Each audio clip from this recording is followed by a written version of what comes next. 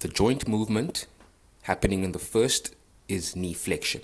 We are decreasing the angle between the lower and upper leg. Axis of rotation is the frontal axis, passing from left to right horizontally, and movement is taking place in the sagittal plane about or around the frontal horizontal axis.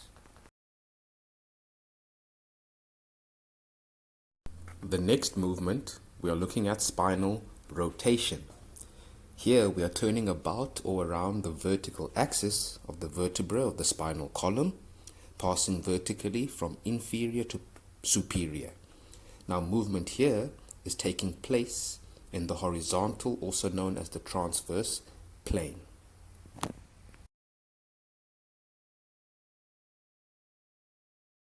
The joint movement here is shoulder abduction, as in B for Bravo.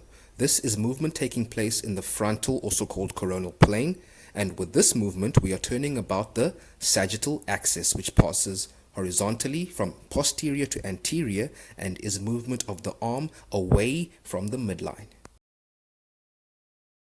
The joint movement here is circumduction.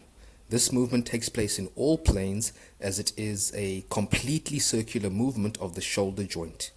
There isn't one axis of rotation as movement is happening in all three planes.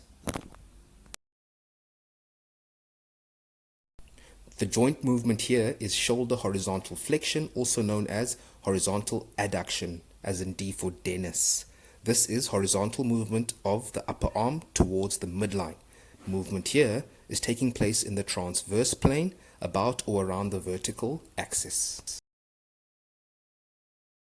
The anatomical position is the standard reference position of the human body when we are studying anatomy, and it is the position from which all movements and locations of the body are actually referenced.